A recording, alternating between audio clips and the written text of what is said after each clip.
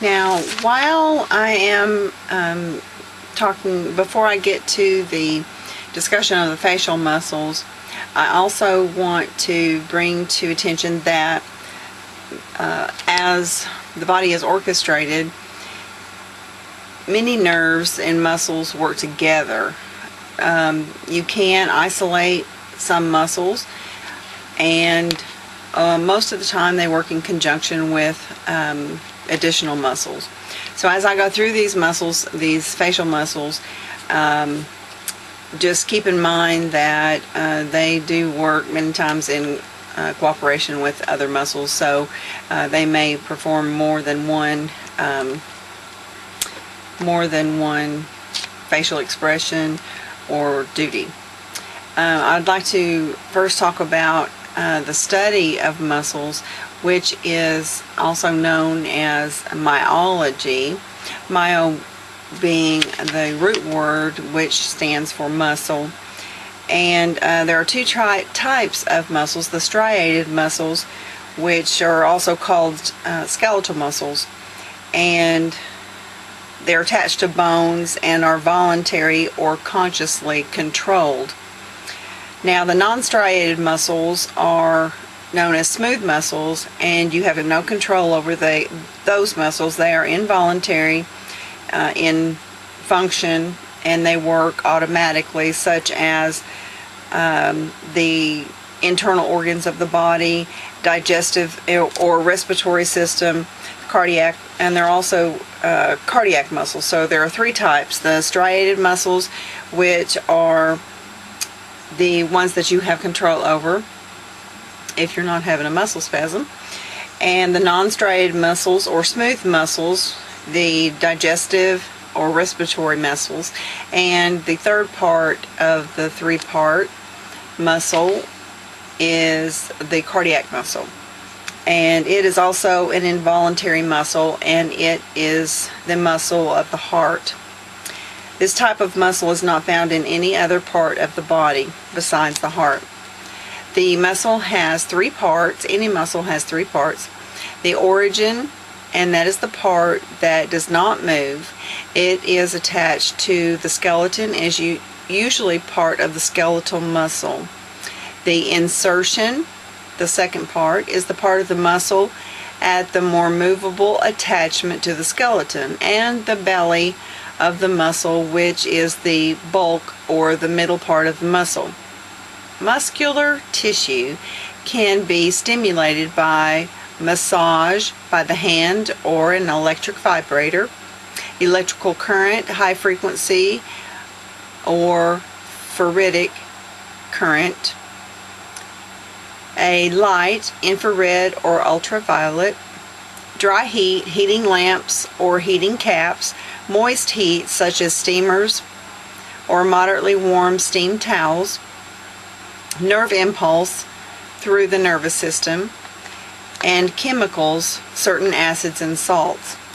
The muscles of the scalp consist of the epicranius or the occipital frontalis, and this is the broad muscle that covers the top of the head. This is also why I have my hair covered, so hopefully you won't be distracted by either my hair or my turban.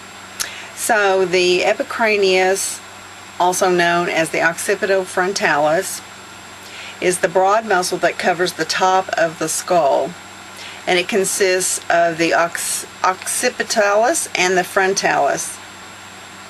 The frontalis, the root word meaning front, so that will be obviously in the front part of the scalp, and the occipitalis is in the back or the curvature of the head here. In cosmetology, the occipital bone serves as a landmark for many haircuts because it consists of the curvature of the scalp, where the scalp begins to curve. The epicranial aponeuros is the tendon that connects the occipitalis and the frontalis.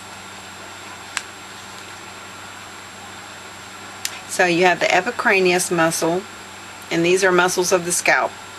The epicranius muscle covers the top of the skull. The occipitalis is at the back of the epicranius, and it draws the scalp backward. The frontalis is the anterior or front portion of the epicranius muscle of the scalp, which raises the eyebrow and draws the scalp forward.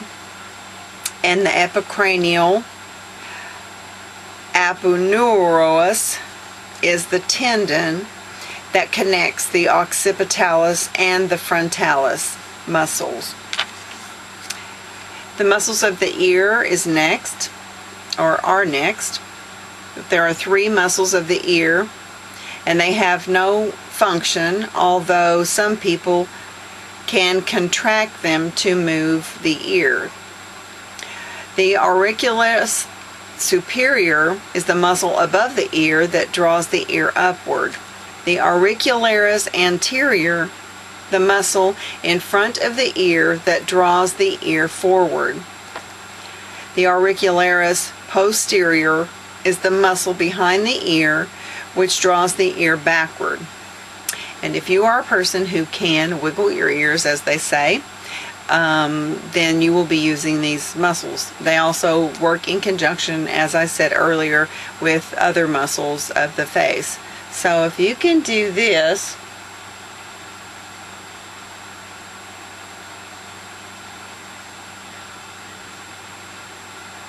then perhaps you're using those muscles that they say serve no function. Okay, the muscles of mastication or chewing. The masseter and the temporalis muscles coordinate in opening and closing the mouth and are sometimes referred to as the chewing muscles.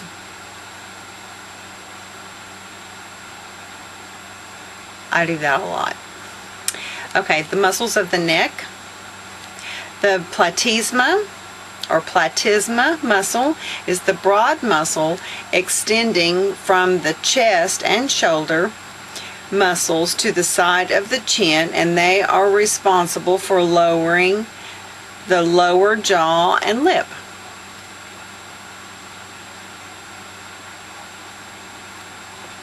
The sternocleidomastoideus is the muscle of the neck that lowers and rotates the head.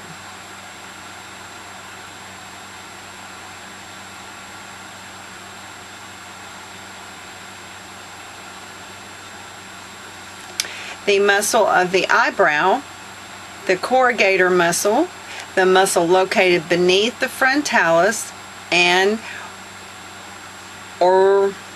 Orbicularis oculi. The corrugator muscle is the muscle located beneath the frontalis and the Orbicularis oculi that draws the eyebrow down and wrinkles the forehead vertically. Note the wrinkles here.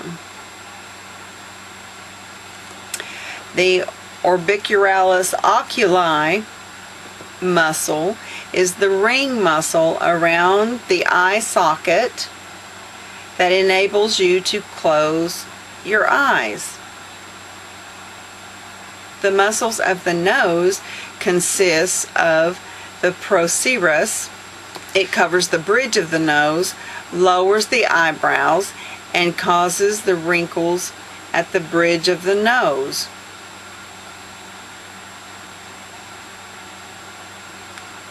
Other nasal muscles that contract and expand the openings of the nostrils. I bet you wish you were this talented.